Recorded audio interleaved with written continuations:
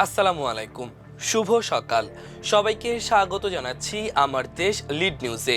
সঙ্গে আছি আমি মাহবুবুর রহমান ইমন। আমাদের আজকের লিড নিউজের শিরোনাম এমপিদের শপথ নিয়ে নানা আলোচনা। আমাদের আজকের লিড নিউজটি লিখেছেন এম এ নোমান।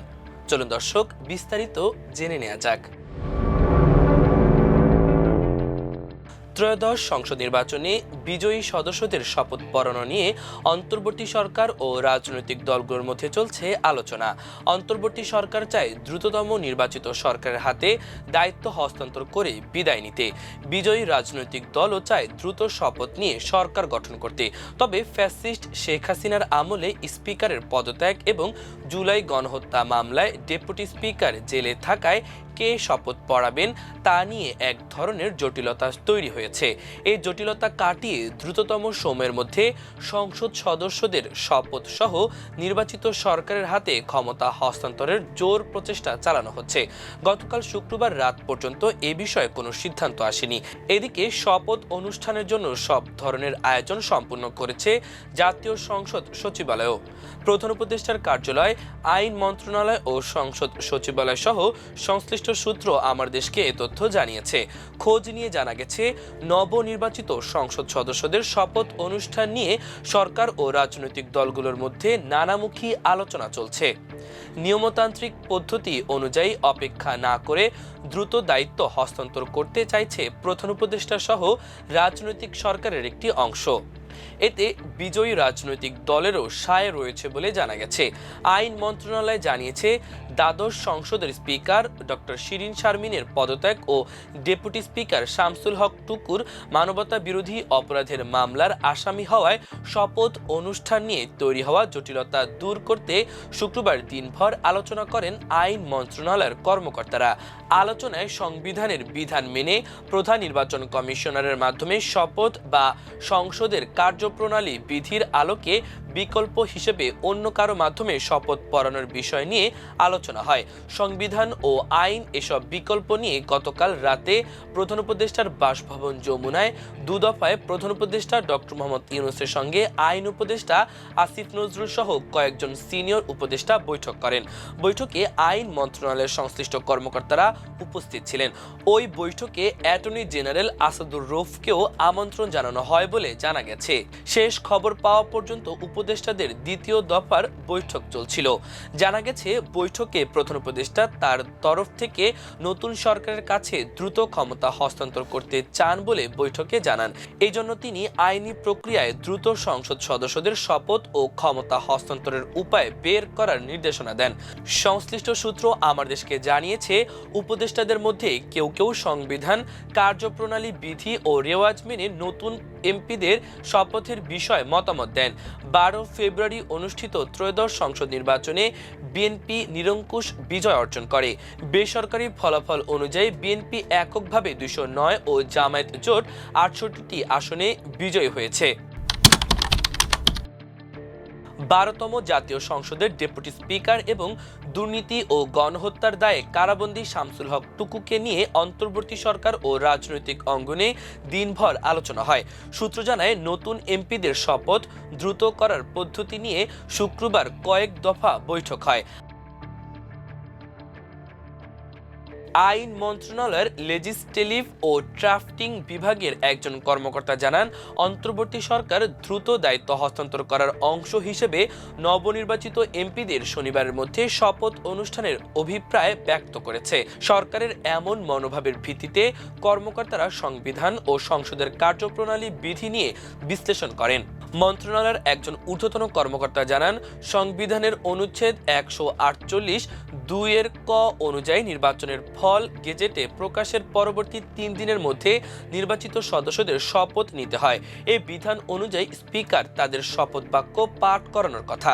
কিন্তু 2024 সালের 5 আগস্ট স্বৈরশাসক শেখ হাসিনার পতন ও পলায়নের পর জাতীয় সংসদের স্পিকারও আত্মগোপনে চলে যান। আত্মগোপনে থেকেই তিনি রাষ্ট্রপতির কাছে পদত্যাগ করেন। পরবর্তী সময় স্পিকারের পদ শূন্য ঘোষণা করে প্রজ্ঞাপনও জারি করা হয়। ওই কর্মকর্তা বলেন, সংবিধানে স্পিকারের অবর্তমানে ডেপুটি স্পিকারকে শপথ পড়ানোর এখতিয়ার দেওয়া হয়েছে। তিনি সংবিধানের ৭৪-৩ অনুচ্ছেদের বিধান উল্লেখ করে বলেন, স্পিকারের পদ শূন্য হলে বা তিনি অন্য কোনো কারণে নিজ দায়িত্ব পালনে অসমর্থন হলে স্পিকারের সব দায়িত্ব ডেপুটি স্পিকার পালন করবেন। সংবিধানের এ বিধানের আলোকে কারাবন্দী ডেপুটি স্পিকার শামসুল হক টুকু শপথ পড়ানোর ক্ষেত্রে কোনো বাধা নেই। দ্বাদশ সংসদের ডেপুটি স্পিকার শামসুল হক টুকু বর্তমানে ঢাকা কেন্দ্রীয় কারাগারে বন্দী রয়েছেন। শপথ পড়ানোর জন্য তার জামিনের বিষয়টি নিয়েও আইন মন্ত্রণালয়ের সংশ্লিষ্ট বিভাগের কর্মকর্তাদের অভিমত নেওয়া হয়। লেজিসলেটিভ বিভাগের এক কর্মকর্তা জানান, ডেপুটি স্পিকার এখন কারাগারে রয়েছেন। একজন কারাবন্দীর মাধ্যমে শপথ পড়ানোর কোনো সুযোগ নেই, ফলে তার জামিনের বিষয়টি নিয়ে বিস্তারিত আলোচনা হয়। ওই কর্মকর্তা আরও জানান, শামসুল হক টুকুর জামিনের বিষয়টি সরকারের হাতে নয়, এটি পুরোপুরি স্বাধীন আদালতের এখতিয়ারাধীন। আদালতই সিদ্ধান্ত নেবে তিনি জামিন পাওয়ার উপযুক্ত কিনা। জামিন আবেদনের বিষয়েও জটিলতা রয়েছে বলে জানান ওই কর্মকর্তা। তিনি বলেন, ইতোপূর্বে আদালতে শামসুল হক টুকুর জামিনের বিরোধিতা করেছে সরকার। এখন সরকারই আবার তার জামিনের আবেদন করতে পারে না। তাছাড়া নবনির্বাচিত এমপিদের শপথ বাক্য পাঠ করানোর যুক্তি পেশ করলে আদালত জামিন আবেদন মঞ্জুর নাও করতে পারে। তখন জটিলতা আরও বাড়বে বলে জানান ওই কর্মকর্তা। আইন মন্ত্রণালয়ের বিচার বিভাগের এক কর্মকর্তা জানান, সাবেক ডেপুটি স্পিকার শামসুল হক টুকু বর্তমানে ঢাকা কেন্দ্রীয় কারাগারে আছেন বলে জানা গেছে। গত বছরের ৬ জানুয়ারি পাবনার একটি আদালত চাঁদাবাজির মামলায় তার জামিন নামঞ্জুর করে কারাগারে পাঠানোর নির্দেশ দিয়েছিল। এর আগে ২০২৪ সালের ১৪ আগস্ট ঢাকার খিলক্ষেত এলাকার নিকুঞ্জ আবাসিক এলাকা থেকে তাকে গ্রেপ্তার করা হয়। ছাত্রদল নেতা শফিকুল ইসলামকে নৃশংসভাবে হত্যা করা সহ জুলাই গণহত্যায় যুক্ত থাকা ও ১৯ জনকে গুম করার মামলায় তিনি অন্যতম আসামি। তার বিরুদ্ধে তদন্তকারী সংস্থা আন্তর্জাতিক অপরাধ ট্রাইব্যুনালে অভিযোগ দায়ের করেছে। গত ৫ ফেব্রুয়ারি শামসুল হক টুকুকে মানবতাবিরোধী অপরাধের এসব মামলার শুনানি উপলক্ষে কারাগার থেকে ট্রাইব্যুনালে হাজির করা হয়। আইন মন্ত্রণালয়ের মতামত শাখার এক কর্মকর্তা জানান, স্পিকার কিংবা ডেপুটি স্পিকারের অবর্তমানে প্রধান নির্বাচন কমিশনারের মাধ্যমেও নবনির্বাচিত এমপিদের শপথ পড়ানোর বিধান রয়েছে। তিনি বলেন, ১৪৮(৩) ধারায় বলা হয়েছে, স্পিকার অথবা ডেপুটি স্পিকার যদি না পড়ান বা তারা পড়াতে অসমর্থন হন বা না থাকেন, তাহলে ৩ দিন পর ও চতুর্থ দিন থেকে পরবর্তী দিন প্রধান নির্বাচন কমিশনারই শপথ পাঠ করাবেন। এ বিষয়ে এর আগে আইন উপদেষ্টা অধ্যাপক আসিফ নজরুল সাংবাদিকদের এক প্রশ্নের জবাবে বলেন, সরকার চাইছে দ্রুত দায়িত্ব হস্তান্তরের সব কার্যক্রম শেষ করতে। সামনে রোজা থাকায় দ্রুত পদক্ষেপ নেওয়া হবে। ইসির গেজেট প্রকাশের পরপরই দ্রুত ব্যবস্থা নেবে সরকার। দ্রুত শপথ নিয়ে বিজয়ী দল চাইলে রমজানের আগেই সরকার গঠন করতে পারে। গত ৫ ফেব্রুয়ারি আয়োজিত ব্রিফিংয়ে তিনি শপথ জটিলতার বিষয়ে সাংবাদিকদের প্রশ্ন জবাবে বলেন, স্পিকার বা ডেপুটি স্পিকারের অনুপস্থিতিতে নতুন সংসদ সদস্যদের রাষ্ট্রপতি মনোনীত ব্যক্তি দ্বারা শপথ পড়ানোর ব্যবস্থা করা হবে। নির্বাচনের পর ৩ দিনের মধ্যে কেউ শপথ না পড়ালে সেক্ষেত্রে প্রধান নির্বাচন কমিশনার শপথ পড়াতে পারবেন।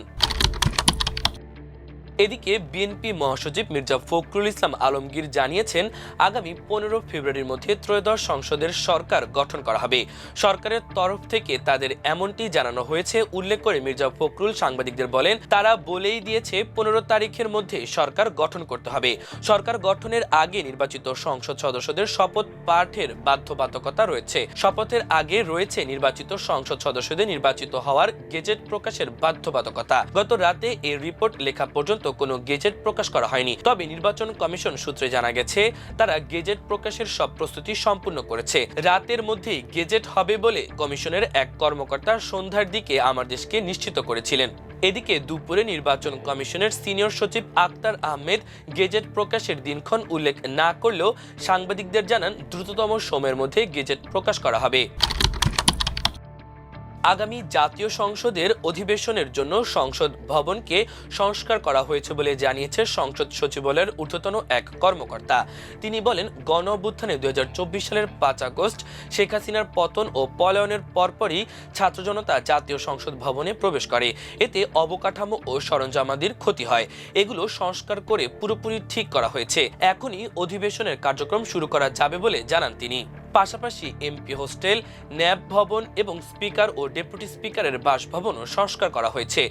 শেখ হাসিনার পলায়নের পর এগুলো ব্যাপক ক্ষতির শিকার হয়েছিল। এ বিষয়ে সংসদ সচিবালয়ের সচিব কানিজ মাওলা আমার দেশকে বলেন, আমরা জাতীয় সংসদ ভবনকে সংস্কার করে পুরোপুরি প্রস্তুত করেছি। যে কোনো সময় অধিবেশনের কার্যক্রম পরিচালনা করা যাবে। শপথ অনুষ্ঠানের বিষয়ে তিনি বলেন, সরকার যখন চাইবে তখনই শপথ অনুষ্ঠান করা যাবে। আমাদের পক্ষ থেকে সব ধরনের প্রস্তুতি নেওয়া হয়েছে। প্রিয় দর্শক, আমাদের আজকের লিড নিউজের আয়োজন এ পর্যন্তই। আগামীকাল আরেকটি লিড নিউজ নিয়ে আপনাদের সামনে হাজির হব। সে পর্যন্ত মহান আল্লাহ তাআলা আপনাদের সবাইকে ভালো রাখুক, সুস্থ রাখুক। এতক্ষণ সঙ্গে থাকার জন্য অশেষ কৃতজ্ঞতা। আল্লাহ হাফেজ।